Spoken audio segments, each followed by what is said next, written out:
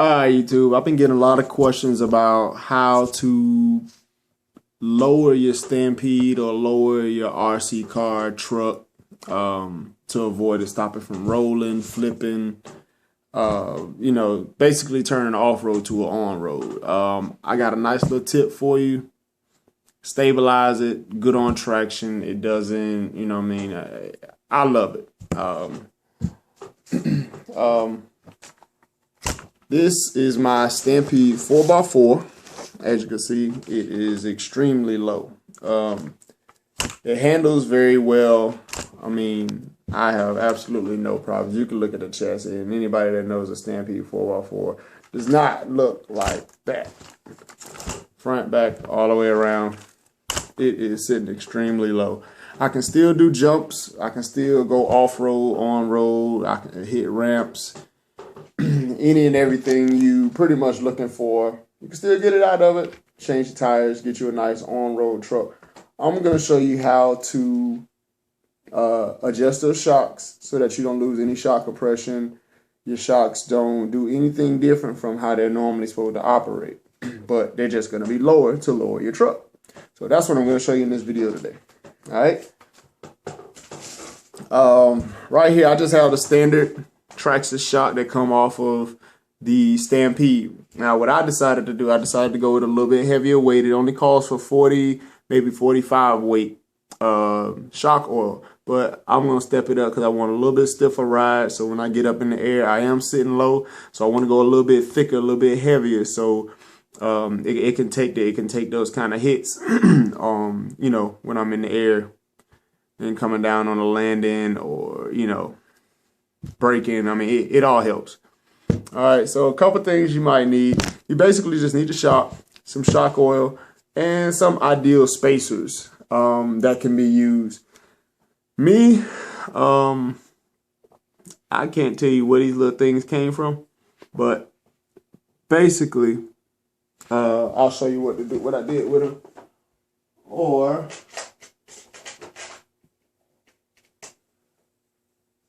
something else you can use, which is really good, which I would recommend. One of these toe link kind of ball kind of things. I don't know what they're actually called, but I'll show you what I do with them. All right, first thing you want to do is take apart your shock. Okay, pull that spring back, take your shock cap off. And you want to take your tip off.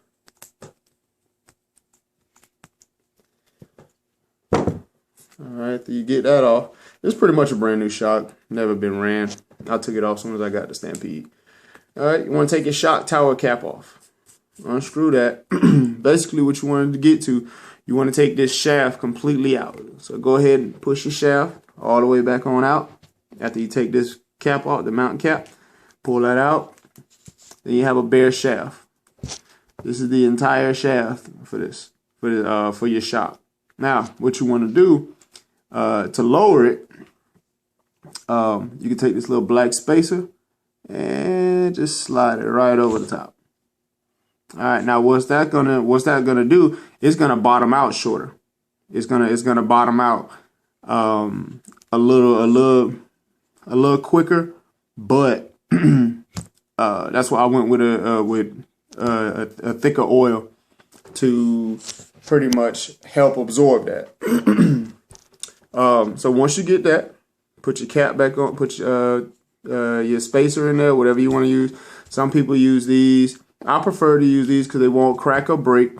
No matter how, it doesn't matter how much you bash it, they normally don't break. These haven't broken with me at all.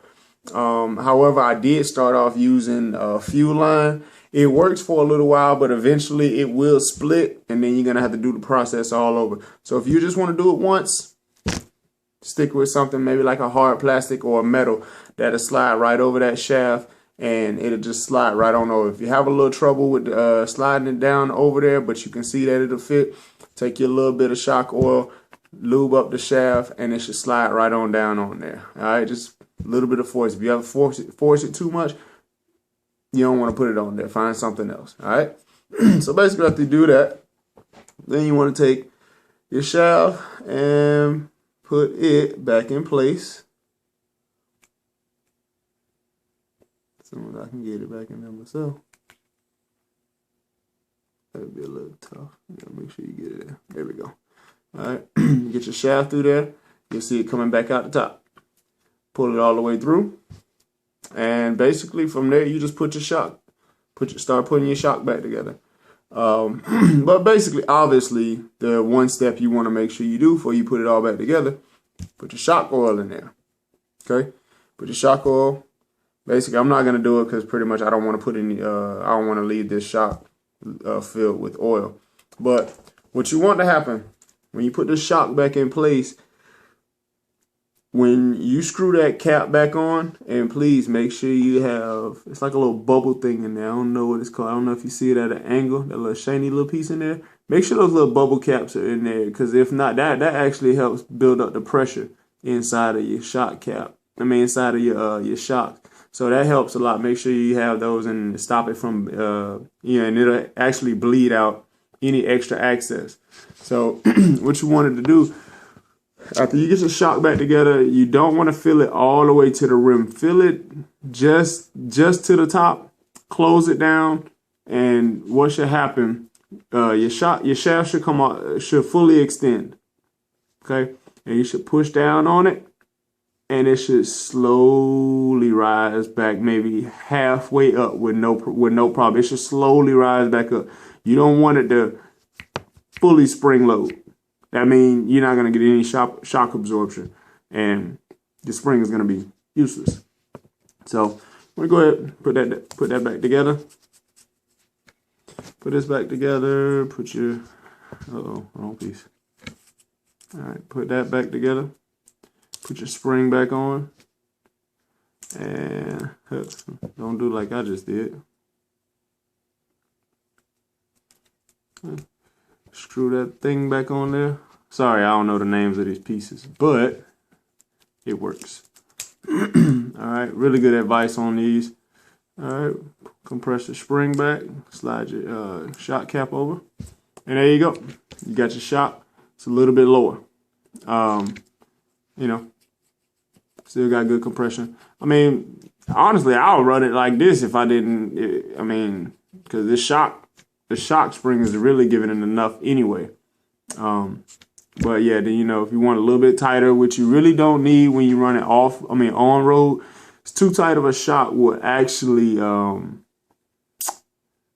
it'll make you spin out. You'll spin out, you'll burn out tires, you'll go through a set of tires and who knows, in maybe a matter of a month, depending on how much you run. I drive every day. And I've been running on these tires for about 3-4 months now, and they're just getting to this point. I don't do a lot of spinning out. I get a lot of traction. A lot of that comes from throttle control. So that's another important thing too. That'll help your driving. So you actually see how low it is. I'll set the camera up so you can actually see. See the ground clearance from it? That is extremely low. Very low for a Stampede. But I like it that way. It's more of an on-road truck for me. But sometimes I like to take it off-road. So if you guys like the video, subscribe. I got a couple of them. I got a couple of videos that I'm getting ready to put out. I have one, it's called the Banshee Stampede 4x4 / the Banshee. Check that out. I'm in a parking deck, and you'll see this thing rip with the lowered suspension on these ball tires. Pretty much spinning out the whole way. Check me out. Subscribe to my video. See you. Leave any comments if you have any other questions.